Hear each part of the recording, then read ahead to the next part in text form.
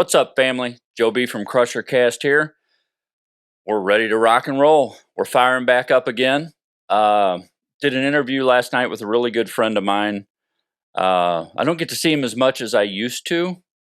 Moved up to Michigan. This guy, I bet I met him 10 years ago. And he was just another, we called him the kid, or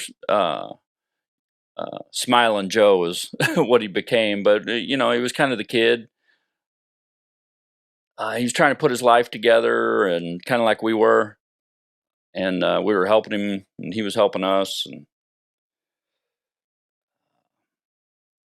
he, we just came to love him. He started dabbling in mixed martial arts, and was preparing for some competition. And then he had his first match, won his first match, and he had started to school. I believe he was wanting to become an engineer was his goal. And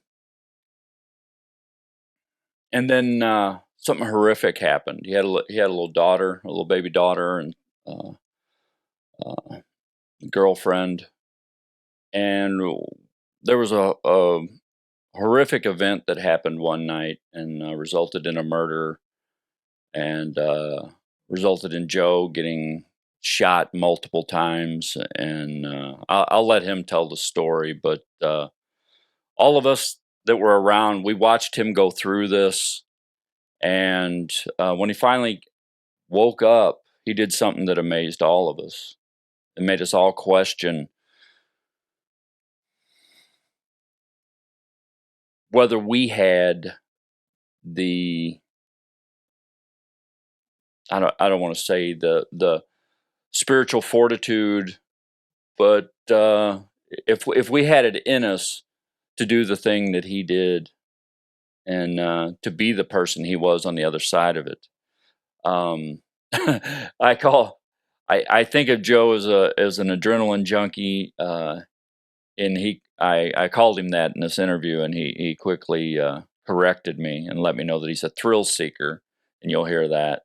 But I I just know that you guys are going to watch this, and you guys are going to be as inspired by Joe as I am on a daily basis. I see him, and he truly is Smilin Joe. His he leads an extraordinary life, and he is the greatest single dad you've ever met. He's such a fun dad with Chloe, his daughter, and just giving her the most amazing life. And yeah, so I really think you guys are gonna love this one. And when I started this podcast, Ordinary People Inspired Lives, Joe was immediately top 3 people, if not the top, that came to mind. So after this COVID, we started off with Big Dave, and then the COVID hit, and so now we are relaunching with our friends at Cerebral Entertainment Podcast Network, and this is our first big episode back. And I couldn't think of any better way to start than with Joe Klos. Those of you who've watched my interview with Dave know that at the end I just give my guest free reign to do shameless plugs or shout outs to whoever they want. Give them a little time to do that. And Joe had some people he wanted to shout out, and he ended up forgetting somebody a couple people that are very, very important to him, who have some things that he wanted to promote. And he wanted to shout out and give them a big plug, and we forgot to do it. So what we did is we fired the cameras back up, and we did a little plug. So you're going to see that butted at the end of this. Just because he and I both really wanted to give shout outs to these guys. And it's a little awkward and clunky, but you get you feel the love, and we just felt we had to do it. So So we did it. So it's gonna we'll wrap it up, and then there's going to be a little tag on the end that's just a few minutes of us giving a plug to somebody very special to us. And yeah, so here we go. We're firing back up. Crushercast, we're rolling.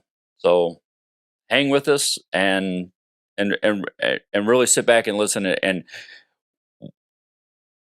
I think you'll be smiling at Smilin Joe by the time it's all said and done. He's an amazing human being, and he inspires me regularly. So without further ado, Joe Klos.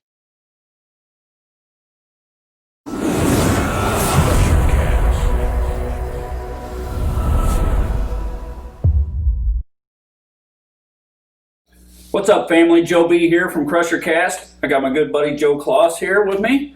We're going to hang out and talk a little bit.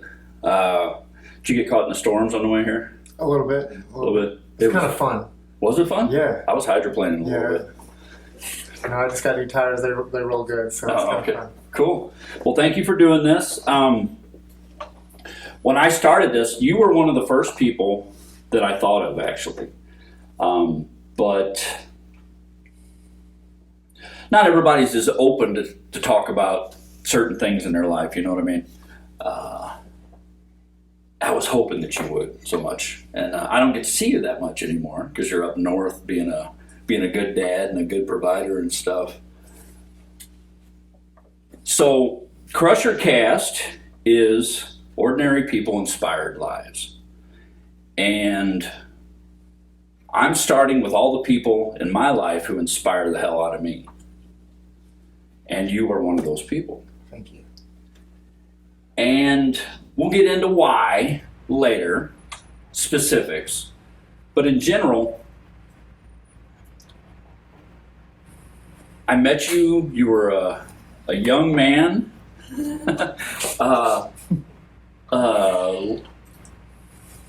trying to find your way. I'll just put it that way. Trying to get your life straightened out and get back on track, like most of us were back then. But I think everyone's nickname for you was Smilin Joe. You got this infectious smile, and no, I ain't hitting on you right now. I'm taking it as a. How you feel? I got to take all I can get these days. Right. But there was always something about you, and then I watched you go through something. Something traumatic, scary, earth-shaking, and that in itself would have watching you walk through that in itself would have qualified you for me having you on here as you being an inspiration. And mutual friends of ours talk about going through stuff like that with some grace and some dignity. And I watched you go through this event that we'll get into in a little bit with grace and dignity, and then add forgiveness on the end of it. And that made me question who I was at the core and what I believed at the core. And what it made me as long, and I think I can speak for a lot of our other friends, it made us all ask ourselves, are we there yet? Are we at a point yet to where we could forgive in a situation like that? God, I hope so, because it was beautiful to watch. It really was. It was inspiring and beautiful to watch. So anyway, I've massaged you enough. So I know Joe Klos. I know you've dabbled and still dabble in mixed martial arts. You are a very educated man, mechanical engineer? Yes, sir. Mechanical engineer, single dad. Ladies. And how old's Chloe now? She is 10 years old. Oh my God, dude. Right? She was a baby. You were around before. I knew you before she was even thought of. Really? You know? Yeah. I guess so. Yeah. So we'll just get into who you are. What was it like growing up, Joe? I was like Mr. Poopy Pants, like awkward kid. I think, man. To be honest with you, I grew up in Delwood, Missouri. Okay. Yeah, right near Ferguson. And you know, it was. I always had trouble fitting in with people, but I always just thought if I was like nice to people, and it was just a rough neighborhood. So maybe I took the wrong approach on that. Mhm. You know, maybe if I was just nice to people, but I always felt like an outcast, if you will. You know, some people were definitely, I think, hard on me in that neighborhood, but I definitely, some people definitely had it a lot harder than me. You know, Yeah. so Mom and Dad both work? oh yeah. Yeah. Well, mom was at first. Mom, because I was one of four with my real dad, and then my mom, they split up, and then my mom kind of, married someone else who had like a couple other kids, and then she was kind of the Brady caretaker. Bunch, yeah. And then, after like all of us were like old enough and competent, then she went back to work. So, Uh-huh. but yeah, lots of brothers and sisters. I don't know, like. The nice thing only lasted so long that I started getting in fights all the time, and I went from I don't know, my mom would probably say I was never like a sweet and nice kid, but like I really did try to be nice at one point, and then it just seemed like it was easier to be a bad kid. Right. Fire was cool, fast cars. My mom, God bless her. I can't remember the exact age. I don't even remember doing this. But I was like little age, still in a car seat age, but my parents were warming up a car. Uh-huh. And I climbed out into the car and drove it into the neighbor's house. Okay, and so I'm like... Down in Delwood. Yeah. Okay, and I vaguely remember it, but I remember them telling me about it. And it was funny, like...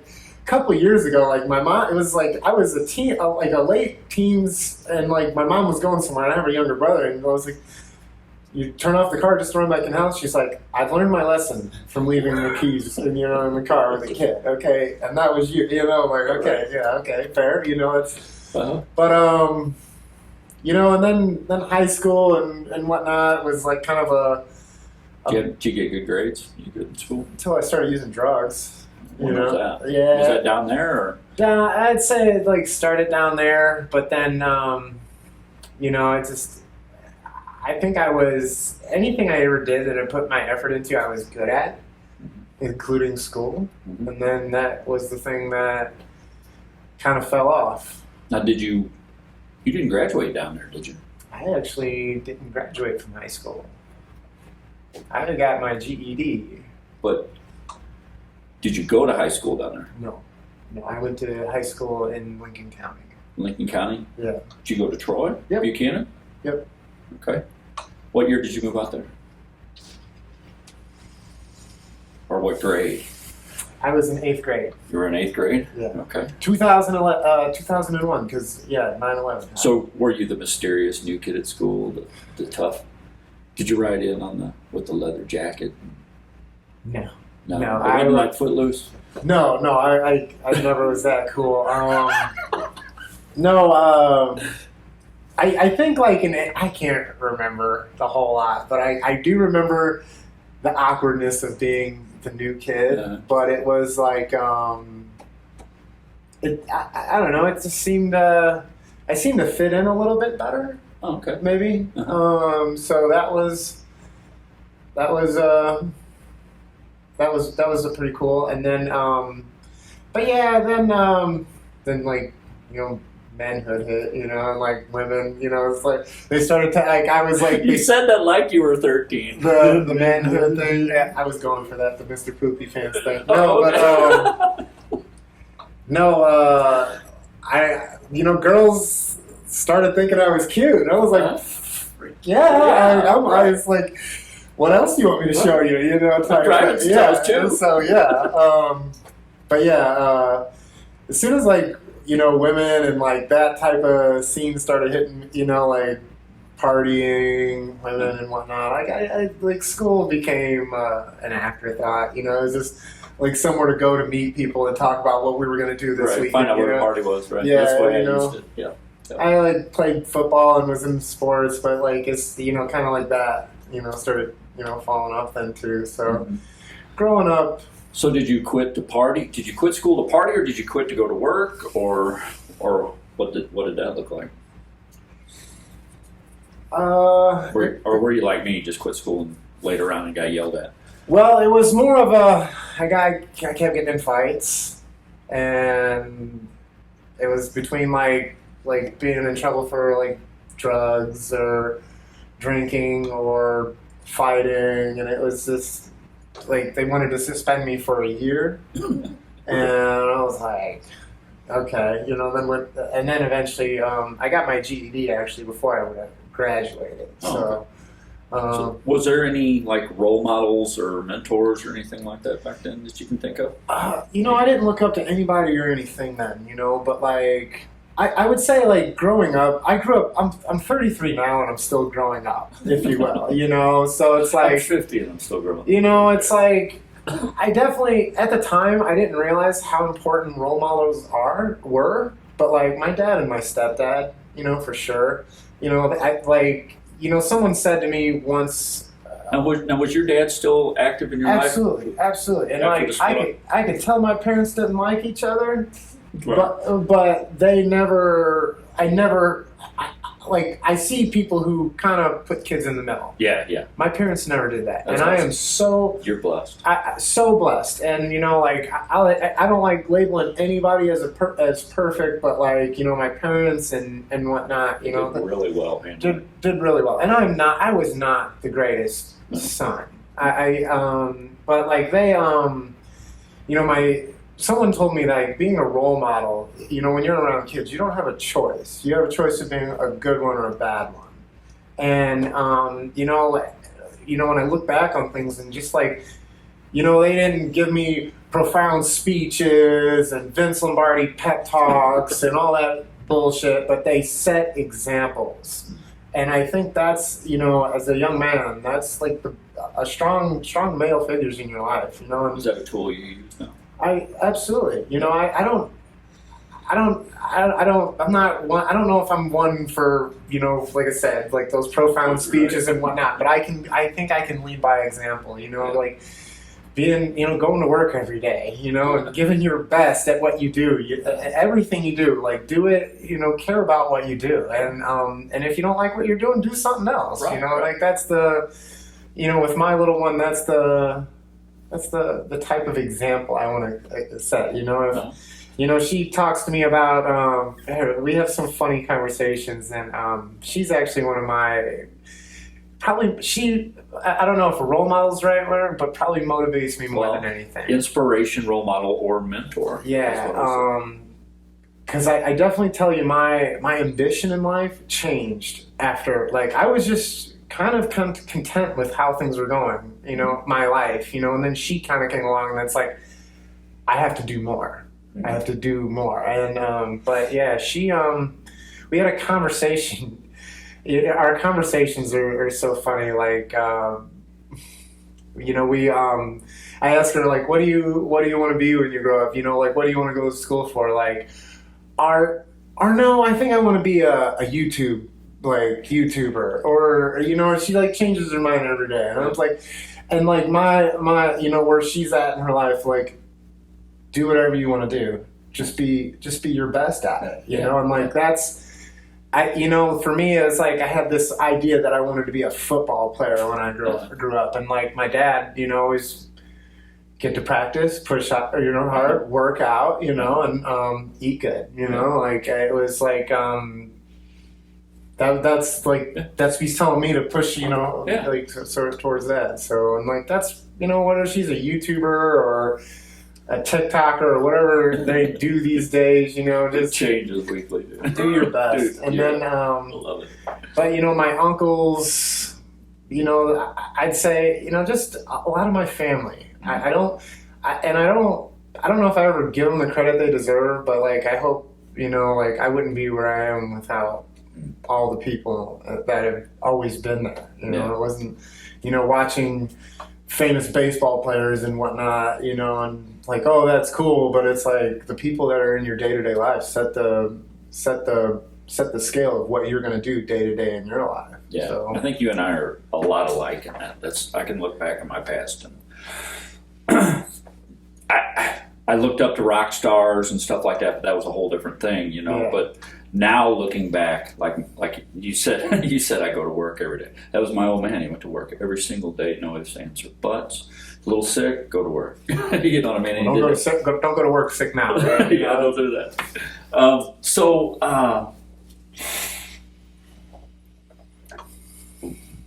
Did your drinking and using ever take hold?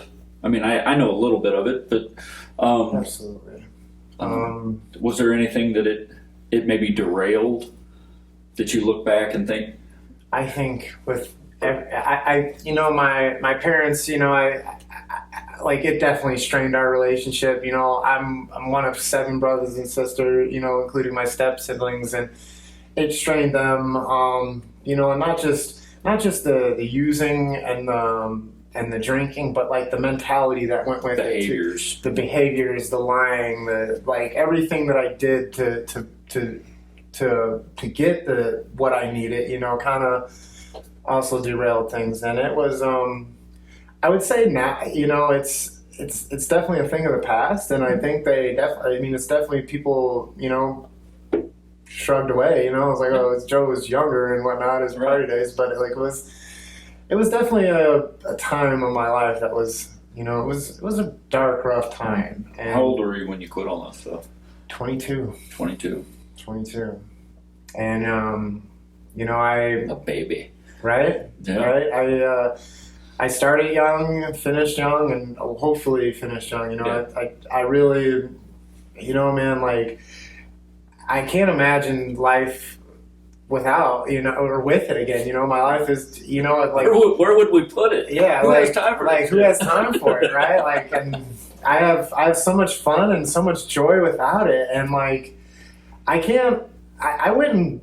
Man, I've made it this far, and things are that good. Like life got bad because of that. Like, and I've had this conversation that maybe I was younger, and maybe it was just like that party phase in my life, you know, where like kids go through. I mean, like, you know, I think kids have like a drinking phase, maybe a pot phase.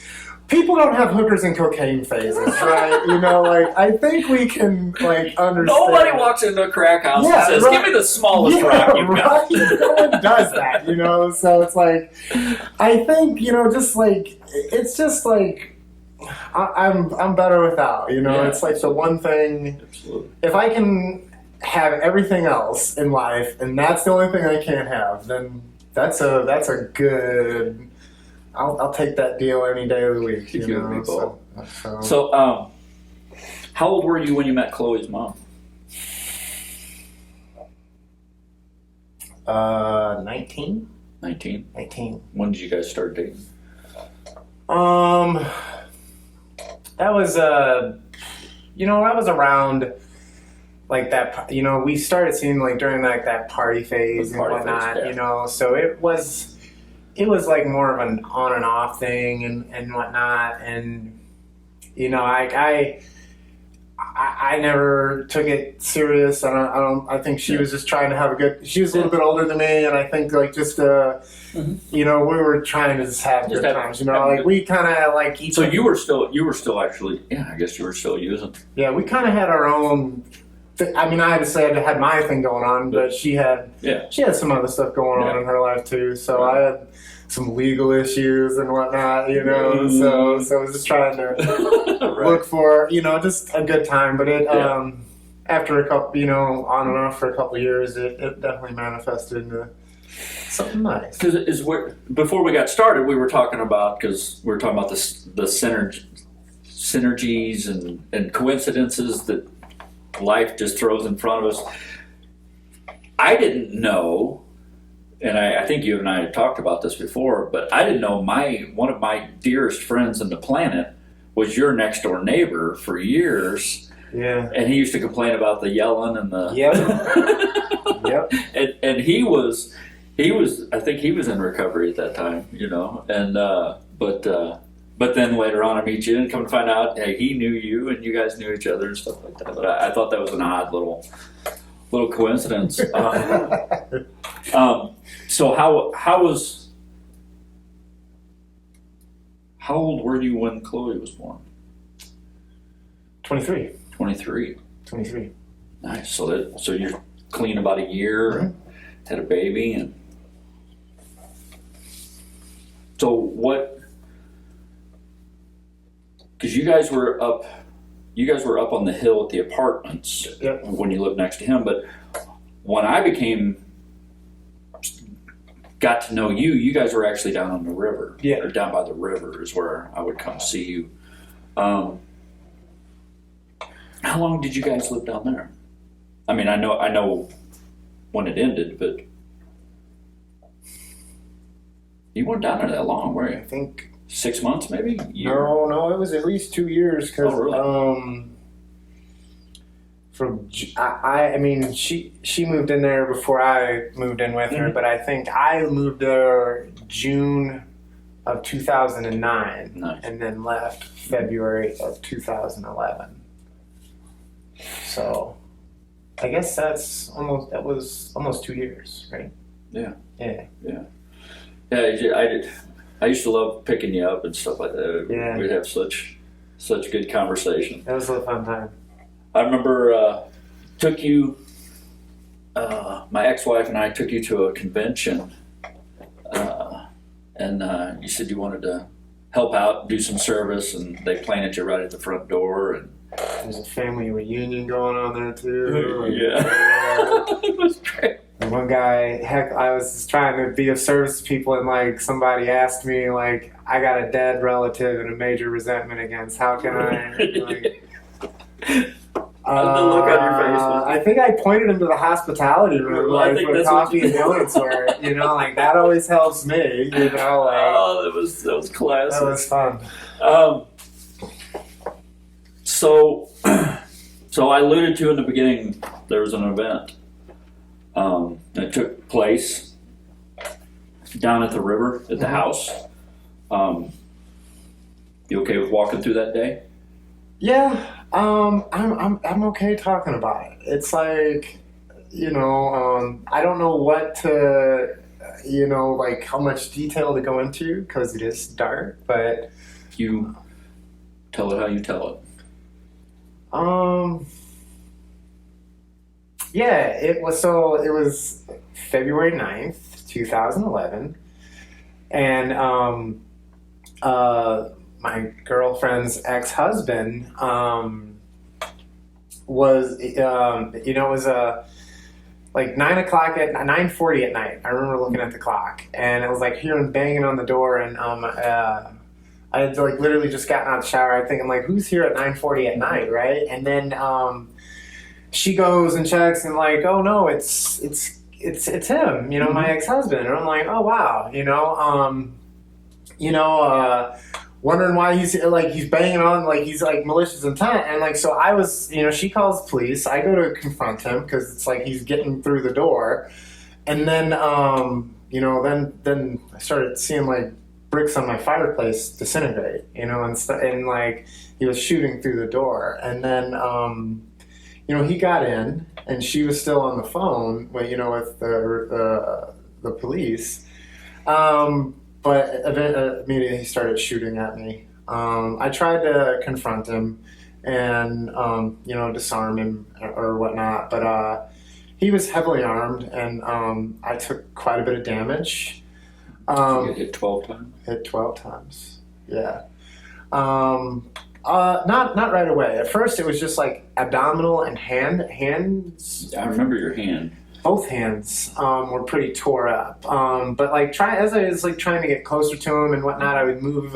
You know, I slipped on my own blood a couple times, and it was you know, I was moving fast. I mean, I was moving like I'd never moving with purpose. moving with like I'd never had moved before. Right. But you know, you know, by the time I got to him and whatnot, you know, I was too damaged to really do anything. And so then retreating was seemed like the right thing to do at the time. So I retreated back to like the bedroom on the other side of the house, and he followed me there, shot through the door, and that's the one that I think broke my back because I couldn't stand up back after that. Like it was one thing like slipping and falling, and then I go, and then he shoots at me a couple times while I'm on the ground, and then goes and finds my girlfriend and shoots her. At the time, I didn't realize how bad she was injured. And then he comes back and starts, trying to finish me off. And this was like the scary part because, like, he'd get on, try to get on top of me and shoot me, and I'd kick him away. And then he'd like sit on my legs and shoot me, and then I'd hit away, and then the side of my arms, gun to my head, and like click. And like it was to my head, and then like click, click, and then he started hitting me with it. And then it was right around that time the police got there, and he went outside to meet the police, and they had there was a shoot off there, and then police came in, and then he told me just to hang on, and at Winfield Police, Charles Hobby, good man. But went out and called people in, and then shortly thereafter, paramedics are in. They're all over the place. They're carrying her out first. And at this point in time, like I just looking at myself, I was mangled. Like I had like stuff was sticking out that shouldn't be sticking out. Hands were split open. This thing was. I got hit in the nerve here. Where were the 12? Because I know one was here, wasn't it? There, wrist, hand. One went through. One actually, where I was like swinging at the gun. One went through, like my fist, and like left and came out there. And then one in the arm, one in the chest, a bunch of like rattled throughout my abdomen. And then the back. Well, I never got shot. It went through my... through. It went hit the spine? Yeah, Gotcha. Yeah, okay. It went through. And then, but then, laying there on the ground, I just thought I was dying. Mm-hmm. I thought that was it. I my girlfriend, she seemed like she was okay. She was still talking. I remember you telling me that. I remember hearing her, like she was in pain. She was in a lot of pain, but I remember hearing her talking. And they got her out of there first. I figured they were helping her because it seemed like, where are you going to put your eggs at type thing. It just made more sense. And it was just kind of okay. Like I was okay, as long as everybody else was okay, I was okay. Mm-hmm. And then. And were you in and out? Or was there like a? I remember all conversations I had that night. Really, I remember the conversations I had with the police officer, the paramedics, Vince and Mary from Lincoln County Fire Department were the ones who took care of me. But they, I remember they looked differently. Like they looked differently than what I remembered that night. Like Charles, like physically different. Like I remembered. Charles, the police officer, has this like big, buff, young guy with a brown uniform on. Mm-hmm. But he's actually he was an older gentleman at the time that wore a blue Winfield Police Department uniform. Yeah. And then the paramedics, Vince, he's like he was at the time he was like probably late 30s, early 40s guy, maybe a little bit of gray, but I remembered him just again being like a buff, like like monstrous looking guy. And then Mary, she was the one who kind of like sat by me and like just kept me talking on the ambulance. And like I remembered her being like an older woman, right? And turns out she's actually a very young, like skinny woman, and he's just like just an average built guy. And like I was like understanding like why That's weird. But my mind told me, like, the big buff cop, he's going to protect you. The guy, like, the paramedic, Vince, who was jumping around, he was the one, like, pretty much doing all the... I think she did a couple things around my head, the bandages, but she was the one just, like, calming me, you know, keeping me talking. We talked about, like, what I was going to school for. I remember I've talked to them a couple of years after, a couple times. Had you started school before that? Yeah. For your degree? Yeah. Okay. Yeah. Yeah, I actually, I started school in prison. Started college while I was in prison. Yeah, so okay. Anyway, I'm sorry. But yeah, I remember like just having those conversations and like whatnot, and I remember getting to the hospital, and that's kind of when I started feeling things, like I guess adrenaline and all that whatnot. But I Shock. yeah, and like but pain. Once I got to the hospital, that's when pain set in, and then they put me out immediately. How long were you out? I don't remember. Day or so, maybe? Day or so? Yeah. But then I think when I came to, I wasn't like coherent right away. So it was like a couple of in and out things. But like once I came to, I think I was like able to communicate. Like that's when like I started asking about what had happened. Like I knew what had happened to me, and I knew like I was shot and whatnot. But I was more so, what about my girlfriend? What about the kids? What happened? That when they told you? Yeah. They told me that she had... Well, it was... they didn't want to tell me. Like, because I kept asking. I kept signing. Like, because I had a respirator in, I kept asking. Like, I'd make a hugging sign. They knew what I was talking... I could tell, like, my mom... Because I'd ask my mom, like, they knew what I was talking about. But they didn't want to... Like, it's the doctors told him, like, he's... Don't stress him. Yeah, but then...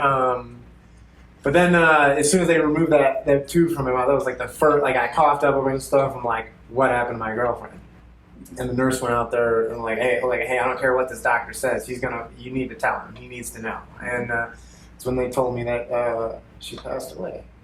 And that was... Now, was Chloe in the house that night? She was. Didn't. No. So Lisa and him had 2 kids together. The older one, Sarah. That's right. She woke up the kid, you know, her younger brother and the baby, and pretty much picked them up and ran out the house. So they saw more than what they needed to see. Yeah. Heard more than what they needed. Now, to see. didn't he do something before he even got to you guys? Yeah. Did you ever find out what? I mean, without it being too personal. I looked into it a little bit, and he apparently had a disagreement with his roommate, who was like his best friend and roommate, and over a dog going to the bathroom on the floor. Mm-hmm. And from what I heard, and this is like, you know, he shot the dog. And, you know, his roommate, you know, his dog got upset about it, you know, and shot him too. And then came... Figured, well, I might as well. Yeah. So, I mean, you know, it's like one thing to shoot your ex-wife's boyfriend or whatnot, but when it's like a dog or even your best friend, it was a sick man. Yeah. So, yeah. So how, so after you found out what happened, how did that sit? Just remember, like, cold. It was just so cold and, like, the dark. I didn't know what to think, you know? Like, she was supposed to be a part of my life. I didn't know. I didn't think of a life without her, you know? And it was just, I was just blank, to be honest with you. I was on a lot of pain medication. Mm-hmm. And I think I talked about it a little bit, but I don't. Was any of our friends there? A lot of friends. Yeah. I had so many friends that came to the house, like friends and family and whatnot that came there to support. Yeah, like our mutual friend Tom, he sat by my hospital bed every day. Every day. I didn't know, like a lot of times I physically couldn't speak. But he was there, and then like a lot of our mutual friends. I think they had it was cool. Like a lot of people came to see me. And it was to the point that almost it was exhausting for me to have people in that hospital room. Right. I remember that, but it was like, and they come like during like the busy out, like the usual visitor hours, but like the friends like that there was a couple guys that were like always there, and I remember the call came out that they called everyone and they said, okay, you guys got to stop coming. Okay. Yeah. He's exhausted. Yeah. Well, there would be like 15 people in that hospital room at a time, and it was like, everybody bringing me gifts and like it was funny.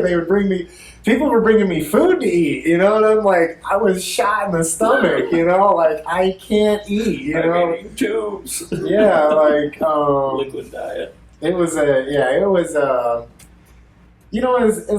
as sad as that situation was, though, like, I'd like to think, like, that time in my life before, like, when I was drinking and using and whatnot, that was, like, the real dark time. I was miserable then.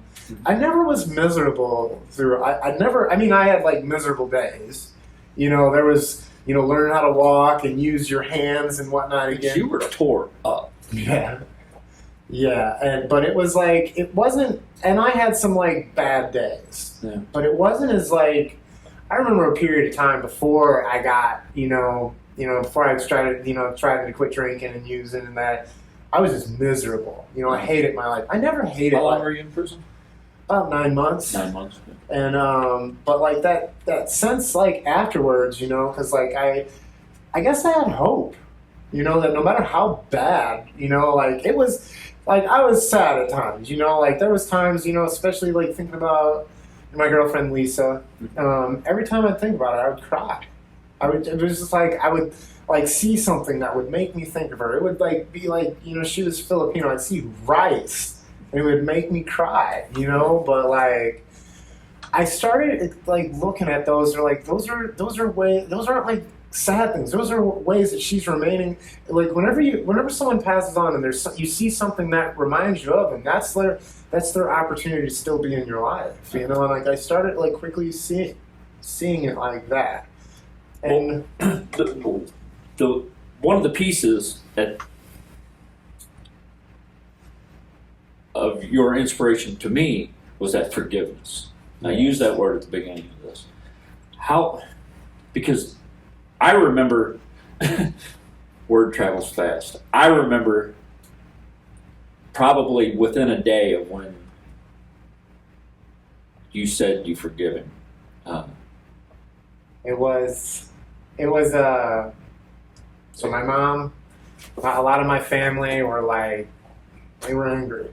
Yeah. And maybe they, I remember people telling me that you have a right to be angry. And, like I don't know, man. Like, I'm a big Star Wars nerd. Like, anger is the path to the dark side. It's the, anger leads to hate, hate leads to suffering, and it's the whole. And like I as nerdy as that is, there's truth in that. I'm like, I just mentioned, it was hard for me to speak. I was like, God, I hope God has mercy on him. I said something of that manner, and like people, like the whole, like my mom was complaining about it to this person. I don't even remember who all was in there. I just remember all these people were just so mad at this sick man. He passed in the gunfight. Yeah. I mean, but he was a sick man. Yeah. It's like it's like getting mad for somebody for having the flu. It's the same. A mental illness is, it's just doesn't have as many outgoing symptoms, if you will. But yeah, I hope God, forgives him, or whatever being or whatnot you choose to believe in, like, because I know that me harboring and, holding on to anything, like, that's especially anything in the past, is like definitely that's the path to the dark side. And like, and with that is like that suffering, and like, I didn't know how long I was going to live. But I didn't want to be pissed off about it, so... I remember I can't remember, because I was checking, after they said no more coming down, I was checking, and somebody said he forgave him today. And it was, I just had to sit down and stop for a minute and really, like I told you at the beginning, I had to think about that. Yeah. You know, and here's you were the kid. You know what I mean? Yeah. We were the old guys, and you were the kid. You know, to some degree, and then here's the kid doing something that's making us old guys stop and go, I don't know if I got that in me. You know, and dude, you inspired so many people with just that. And I know you don't want to hear that and take credit for that, but that's such an amazing example of whatever it is. And that's, I don't know, man. Like, is it in me? I don't know. Like, but it's definitely It manifested. It manifested in me, and that it just, you know, I'm a big. I like being in the moment. You know, whatever feels good. You know, that doesn't ruin my life. You know, like I like it. You know, I'm a fan of feeling good. Whatever it is. And what I'm not a fan of is feeling like shit and being angry and pissed off and, you know, like, and to me, like, hating people is just not, and even, like, people tell me, like, you have a right to be, I'm like, you know, like we were taught there's no justified anger. I have a right to a lot of things, you know? Yeah. I mean, it's like the one thing, like, just because you can do something doesn't mean you should. You know, there's, you know, like I don't know, man. You know, it's like a simple mindset. You know, forgive and let live. You know, and you know, I'm not a religious man by any means. You know, I mean, like I grew up around it, but like, you know, man, there was a guy who walked this world, you know, supposedly a long time ago that, you know, people treated him like shit, and he still loved them and still willing to give his life to save them, you know, and like, I don't know how far I am from that, but like, I figured like that's an idea like he would try to do, you know, and like, I think, you know, like it's really, you know, like the Bible to me is just like kind of like a cool comic book without pictures, you know, like how, especially that part, graphic novel. the part of that where he, you know, where like, you know, like superheroes, you know, like when you asked me in the beginning, like who I looked up to, I was like really into like those people who were just magnificent, that, you know, superpowers, not realistic, but like they were perfect, you know, and I knew I wasn't perfect, but like, you know, that idea of like of striving towards it and like just trying to be like you know, like the ideal person, you know, like all those superheroes that, you know, like eventually, you know, because like and people, you know, we're not perfect, but people, what gives the most, you know, the people who are willing to give it all, and the people who are able to look past, you know, like, you know, I've made a lot of mistakes in my life, and the people you know, as far as in my career and whatnot, the people I respect most and I think some of the smartest people are people who are willing to give me opportunities, which says like, you know, like they forgave me, you know, like they didn't know the crimes I did. They didn't know me then, but you know, like a lot of places, you know, like maybe jobs or careers or whatnot,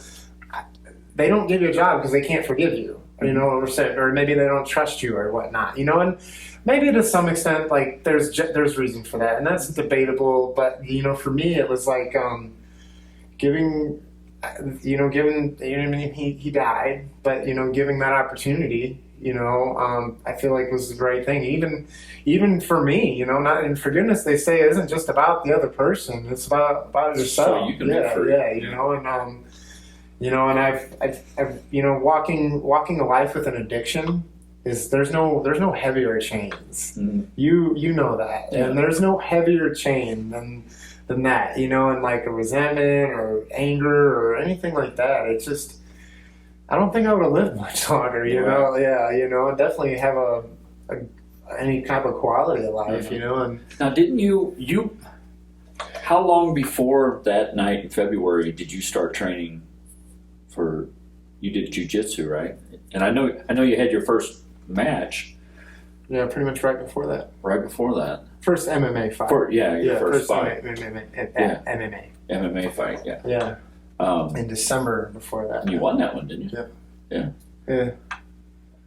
Was And like it was like I was planning to do it again. I was actually, in the middle of getting ready for a fight. Yeah, it seemed like you were pretty stoked about it. You were Yeah, loving and then your training and stuff. And then I think that being in shape like that was one thing that kept me alive. You were shredded too. I lost. Like I don't think there was a lot of things that happened that why I survived, and it was like, being in shape, great paramedics and great doctors, and and then the physical therapy and everybody who.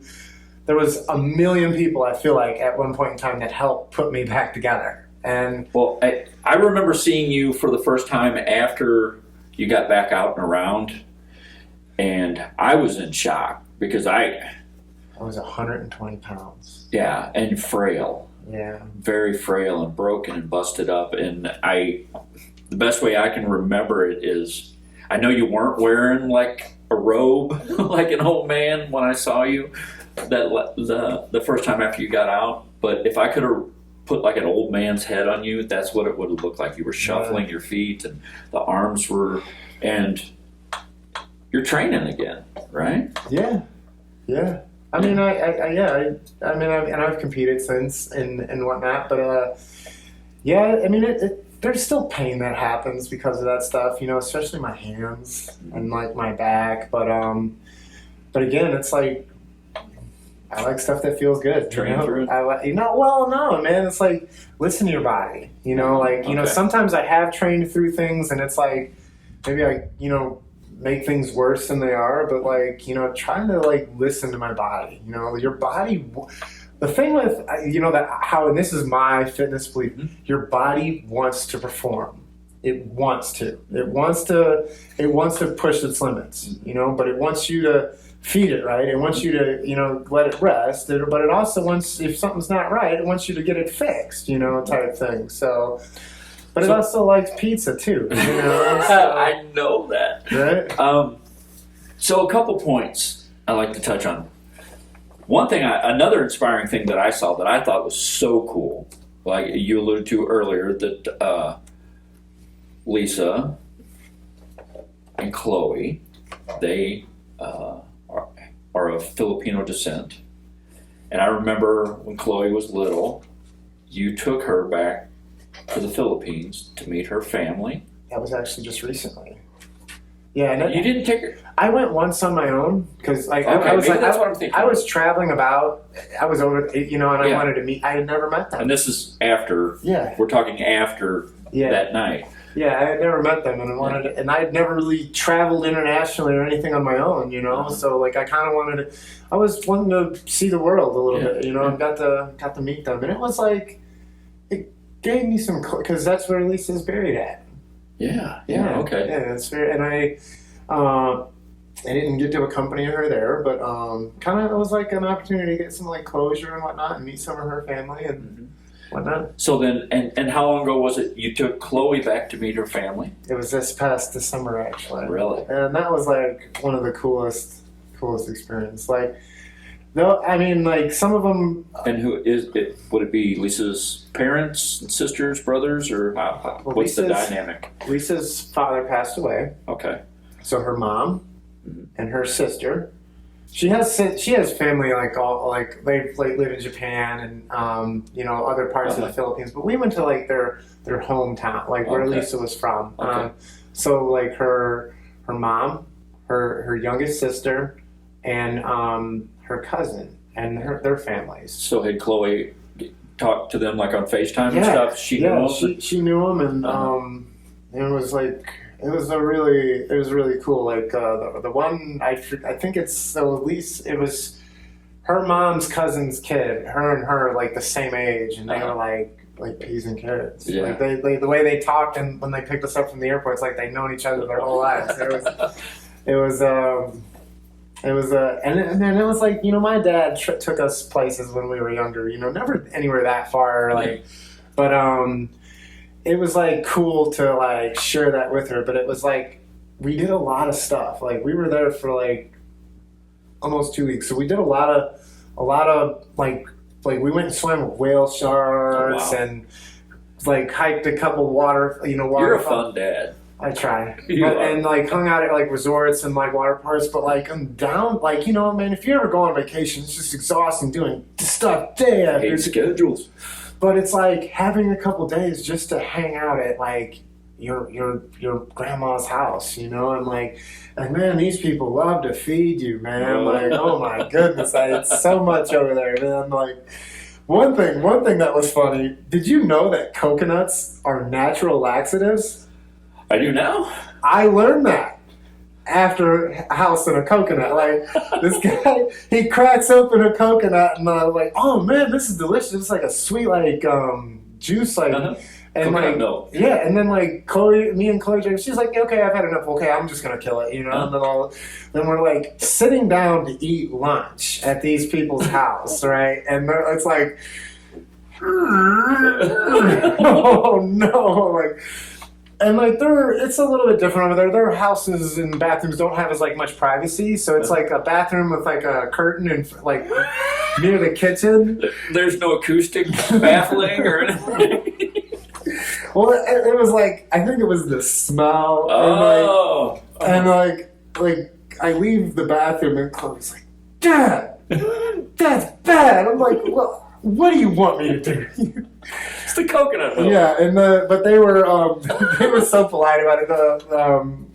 Yin Yin, Lisa's cousin, was like, "It's okay, we're used to it, you know. Like, she just, like it's okay, like it's okay." Like they're always like, you know, there's a little bit of a language barrier. Like some of them speak English really well, but it's like can even be a broken English sometimes. But they were always like so cool to me, and like.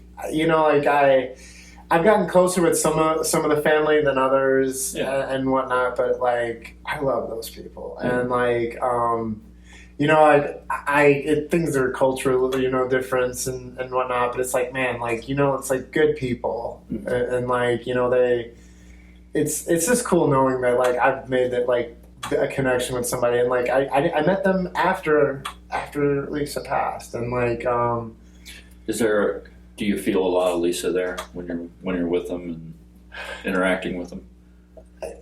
Yeah, no. Like there's certain things like I feel connection with Lisa, like I said, like when I eat rice or you know, like or look at Chloe. There's little things that, you know, but it's like with them, you know, it's like I definitely see like some things and like one of Lisa's siblings looks just like her, you know, but like it's also like they're all like every human being in this world is unique to some extent, and it's like I know them because of Lisa, but like, you know, I'm not like it's separate. It's separate. Like they're like I don't know how I would have met them without it, but like without her, but like, man, like. And I don't know, I mean, who knows how I think, but I'm like so glad that those people are a part of my life. And because they're, whether, you know, I met them through Lisa or other people or whatnot, like I think anybody who doesn't know them are missing out because they're awesome. They're not just like my in-laws, if you will, but they're like my friends, you know, and like I said, I'm closer with some than the others, but like, man, like we did a bunch of karaoke. Like every time I go there, I do a bunch of karaoke, and it's so like they have a karaoke machine outside their house, and like they were doing it in the rain and whatnot. That's what Radame says. Radame always says they have a good karaoke. They love it though. They rent a karaoke machine for 24 hours. They're using it for 24 hours, and it's like I love it. Like, that's and great. You know, it's like. You know, here, like, you go to, like, karaoke bars, and it's got to be, like, it's kind of a fancy thing, you know, but there, man, like, we're just outside with a microphone and a TV, and, like, those are a good time, man, yeah.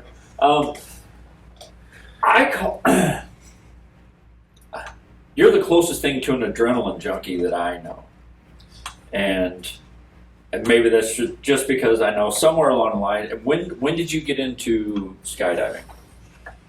Now, is it skydiving or do you consider yourself an adrenaline junkie after that night?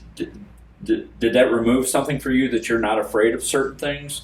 But because I know you skydive, did you bungee jumped? No. No, you never bungee jumped? I thought you bungee jumped. Yeah, actually, like it was in a cage type thing. Yeah. But you did some bungee jumping. Skydiving is your life, I believe now. Yeah. It's a part of my life. Yeah. Yeah, it's definitely a part. Yeah. Are you instructing now too? I do like coaching. Coaching? So I have like a coach rating, but I definitely want to get more like instructor ratings. So tell me, where, it seems like it's 3 or 4 years ago anyway, it's probably. It's been 5 years since I've been licensed, but the term junkie and adrenaline, like so I've like it's terminology. Yeah, Okay. but I always like to do it justice. Like Okay, give it to me. I have gone without showering or gone like I have done questionable things to make a habit, to get a habit. Okay. I've never had to do that for Sky. No, okay. I might have put off a bill for a couple days, to the next paycheck.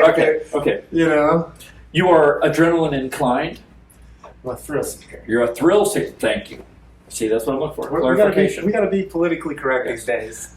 So, okay, now that I've been clarified. So, when did skydiving become a part of your life? Was it just on a whim? So I did a tandem one day. Mm-hmm. It was like one summer I was doing an internship, and like some people we were all supposed to go. All these people backed out the morning of. I was like, well, I got $50 on the line, like I'm still going, And it was like I had a blast. I did a tandem skydive, had a blast. And then was that here or it was in up north, Williamsburg, Missouri, at Fly Free Skydiving, Flying V Skydiving. Sorry, Fly Free was in St. Louis, but then about a year went past, and then I kept thinking about like, man, that was fun. Like, I'd watch the video every now and then, but like, I want to do this. Like, and I call up the place that I did the jump at, and like, hey, what would it take to do it on my own? Because the whole thing is like, I just want to do it on my own once. Mm-hmm. I'm like, wear my own parachute and fly it like that, because I think that'd be cool. And then it's like you do this, you do ground school, and then I was like, wow, that was cool. I want more. Now, did you have to do a bunch of tandems beforehand? Is it kind of like that, or how does that process work? I did 2 tandems before I did my AFF, accelerated free fall jumps, and after that it was like. I mean, was it a lot of classroom work or about 6 hours of classroom up front, and then the jumping starts, and then before each jump, but 20 minutes to an hour of like briefing with your instructor of what you're supposed to do, and then a debrief afterwards. So, but yeah, it was something that it just was like it's like I just wanted to get it started as like, okay, I jumped on my own, okay, and then I just want to get past like AFF, which is like the first, basically you can be safe. Mm-hmm. And then I was like, okay, so this is cool. Then I want to get my license, which is like 25 skydives and a bunch of accuracy landings, and I was like, man, this is fun, and then it became like, okay, I want to get gear, I want to get more, and like more education, and just, faster stuff, and different ways of flying and whatnot. So what, have you done like the flying suits, or you done anything like that? How was that? That looks like it's fun. I like you like the free fall? I like free flying, so it's like head down, head up type flying, so like fast vertical descent. I like, and then even flying like head down, like with the dynamic to it, angle flying. Wingsuiting, it was fun. I tried it. I did about 25 wingsuit jumps, and it was a lot of fun. But it's like it's just a different discipline of skydiving that I'm subgenre. Yeah. Yes. Well, they're all like subgenres. Like skydiving. Then like there's multiple different, but it's that's probably the most popular. Like what people definitely see. But it was definitely a lot of fun. But I like Is it something Chloe's interested in? Nope. Not at all. No, she likes actually hanging out at the skydiving. We go to the one I jump at, because I live in Michigan. The one in Midwest Freefall, it's like everybody there is like like the main group of skydivers, and the people who work there are like the regulars. It's like family to me now, and they're like it's funny, like when I show up there with her. they all say hi to her, but they don't say hi to me. Like it's like she's cuter than you are. well, she definitely has more personality. You know, I'm kind of I don't talk to many people unless they converse with me. But like they all is I've sunk in with them. You know, Yeah. but they're Yeah. but you know, it's like she's just as much a part of that clique as if you That's will, awesome. as I am. You know, and she's never jumped out of the plane. I don't think she wants to. I got her to fly in a wind tunnel one time, a couple times actually. She'll do it like a little bit, but then like, okay, you know, I'm done. You know, I want to watch you, you know, type thing. So I bet she'll jump. we'll see. I'm not. I mean, I know you are the last person that will push, but I bet she'll at least Yeah, I would dip her like. toe in it. I would like talk her out of it. You know, Really? I would talk her out of it, and then if she still wants to, then it's okay. Then like. Then that's how you know you want to do it. Like, you know, maybe if it's tandem skydiving, you know, but like if you want to be being a skydiver, it's a lot of work and a time commitment, and it is extremely dangerous, you know. But there's a lot of intelligent and dedicated people who, you know, whether it's gear or aircraft regulations that have made it to where we can have a good time with it. Didn't you tell me about a certain celebrity who shall remain nameless who showed up and he wanted to bypass all of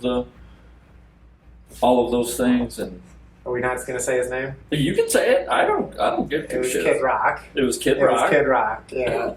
He showed up and he wanted to bypass everything, all the training and everything, and you got to tell him. Did you get to tell him no? No. It was he didn't want to wait his turn, and then he didn't want to kind of go through all the classes, and then they're like, okay, man, but they didn't give a shit, if you don't want to adhere to things, this is how we keep it. This is how we keep it fun. It's safe. It's fun because we follow a few rules. So.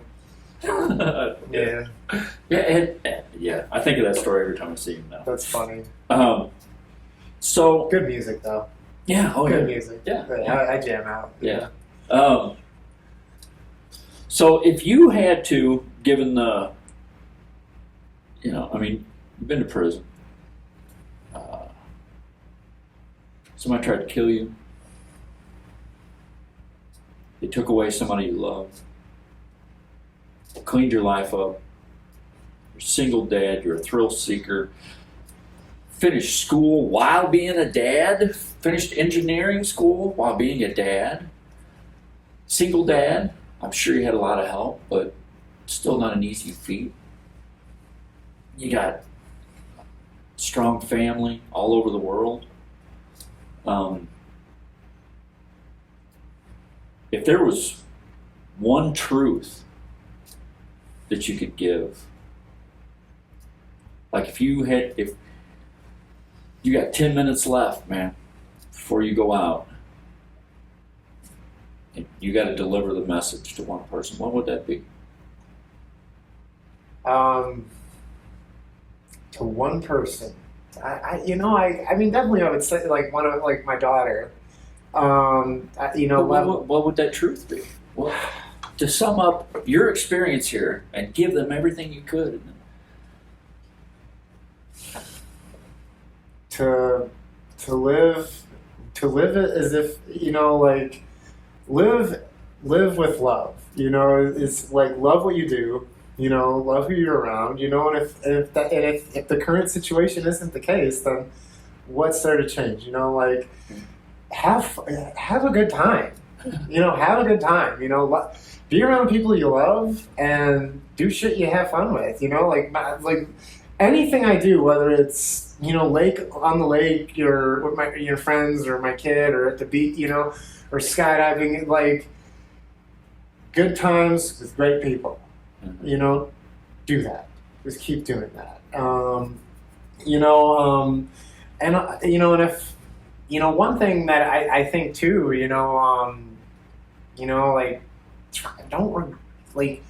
don't regret things. I don't the one truth. I don't regret not. I don't like having regrets. So it's like, whether it's talking to a girl or jumping out of a plane or taking an expensive trip or something, like I can make more money. I can't regret. I can't make more time. I can't regret or go back and do an opportunity. Yeah. Like as scary as things are, like the face of music, like, and I'm not saying to live without fear. I've heard of this skydiver base jumper I follow, Matt Blanc, and he said, I can't, he's a philosopher. He went to school for that type of stuff, so he's much smarter than I am. I'm just a humble engineer, right? But the people who say they're not afraid, they must not love anything, because like there's so much in this world I love, and like if I die in a skydiver or something tomorrow, it's like my fear is that I haven't loved enough, or haven't been as close to the people that I wanted to, and I always think about. That's something I think about, like I hope my last, because, there's people you see, all the time that maybe you didn't say you loved them the last time. But I hope that even if I don't say, how I feel, that people close to me especially just know, and that's, I don't know, that's the truth, Like, I just want people to know that even though I maybe, some may think it's a reckless life or maybe I take risk or, it could happen in a car accident, who knows, but I want people to know, like, that, I love them. And, I'm definitely, and I want more good times. And, don't be sad that I'm gone, just enjoy my moment and my memory and, whenever you do something fun, think about me then, So it's a Smilin Joe philosophy. it's a pretty simple. I don't know, man. It's simple. It's simple. It's simple. Yeah. So I like simple things, man. I really do. I like simple things because then I can complicate them. Right. The simpler things are, the less I overthink of. So. Right. So you got anything? I know usually my guests, I give them an opportunity to give shout outs, shameless plugs, whatever. You got anybody you want to talk about? Or? Yeah, a couple. So depending on where you're at in this world, Midwest Freefall in near Detroit, awesome place. One of my favorite places to skydive. Then a couple places to skydive around the Missouri, St. Louis area. Flying V Ranch in Williamsburg, Missouri, and then Skydive STL in Festus. And then also Skydive the Gulf. I know I've never been to the Skydive the Gulf, but I know the owner. They're the same owners who do Skydive STL, and they're like some of the coolest people I've ever met. And then I'm assuming Skydive the Gulf of Mexico. Yeah. Oh, okay. Yeah. Okay. In Alabama. Sorry. Oh, okay. And then a couple gyms. First of all, Victorious MMA near the Detroit area. Awesome place. It's where my home in martial arts right now. Mm-hmm. And then locally to the Missouri area is the Wolf's Den Training. Great. I haven't been there in a little while, but like. It was like one of my friends who started that gym, and he's just like, it's really seeing, like, I remember Is that where you fought out of on your first fight? I've always trained with him. Oh, okay. When I was competing, I always trained with him. There was a point in time he was doing privates out of his parents' garage. Oh, okay. Yeah. So like, he's dedicated to martial arts. It's his passion, and it's like him sharing with people is something he loves doing. But and also he just takes good care of the facility and just just wants to. He doesn't care about people being great fighters. He just wants people to be better. Oh, which is I like that. And I've been in gyms. Those are the gyms that I enjoy being at, and he definitely runs one of them. Mm-hmm. Cool. Well, I got to tell you. I personally, like we said before, I don't think I've seen you since 2 Christmases ago in person. I see you on Facebook all the time. We're always sharing memes about poop or something. I don't know. But I love seeing your pictures. I love seeing your smiling face, and I carry memories of you with me all the time. And but I'm so bummed you didn't bring the stash. It was weird, dude. Let's be real. It's like yes. He grew the most beautiful porn stash recently, and he was posting pictures of it, and he tagged me in one of them, and then it's gone when he got here. I was so bummed. It was glorious. It was funny, but dude, my kid hated looking at it. She's she went to bed one day. I had a beard and woke up, and she's like, "What did you do?" And she's like, "You don't like it?" She's like, "No, that's creepy." It looked glorious. It was a fun moment thing, but it was I couldn't even look at myself and take myself serious, you know. That was great. Yeah. Man, you've always. I remember when I was getting out of jail and whatnot. You were one of the people who were always there to. I don't know. You were like a brother. You know, you're like. I remember whether it was I'd call you and tell you about how my day was going and how immature I was, and you set me straight, or just hanging out, man. It was definitely you were. There was there was a couple sensitive times of my life where you were just there with no. I was creeping. Well, no expectations or whatnot, but you were just there, and that was just being there for people. I like all the hard times in my life. I learned I don't know the answers. I'm not Vince Lombardi. If people ask me what I told myself to get through that, I would. It was literally stop being a bitch. Get up. Oh, my hand hurt. This therapy hurts. Man up and do what do what the doctor's telling you to do. It wasn't it wasn't any Friday Night Lights speech or anything like that. It was I'm that simple. It's man the fuck up. You're right. And just but it was the thing that I learned most is man, the people who are around you, you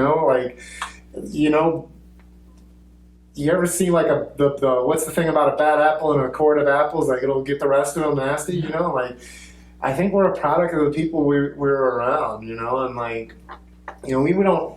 I live about 1,000 miles away now, but it's just because we move on and whatnot, we're still you were a critical part of my life, and I don't know where I'd be without guys like you. So it's and you me,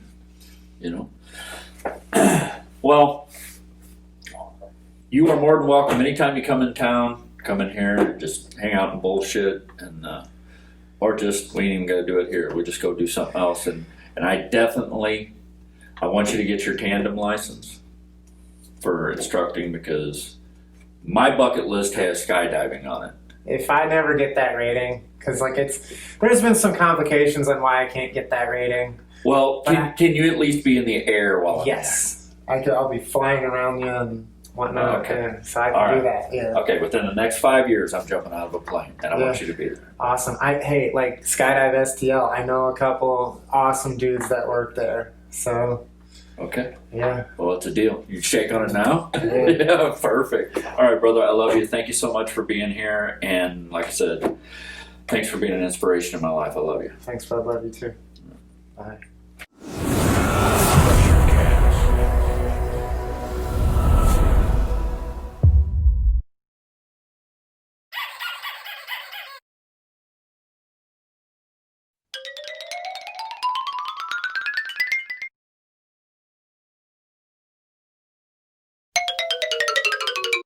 Hey, family, Joe B from Crushercast here. I'm here with my friend, Joe Klos. We just wanted to give a big shout out and some love to our buddies, Tattoos and Turnpikes, Big Dave and Robbie Calorie, and the whole gang. I think he's covered in some. This one's Robbie. This one's Dave. And I got a couple more on my body from the guys, too. Yeah, so we just want to give some love and tell them congratulations on all their success. Love the show. We love you guys. Thanks, guys. Keep it up.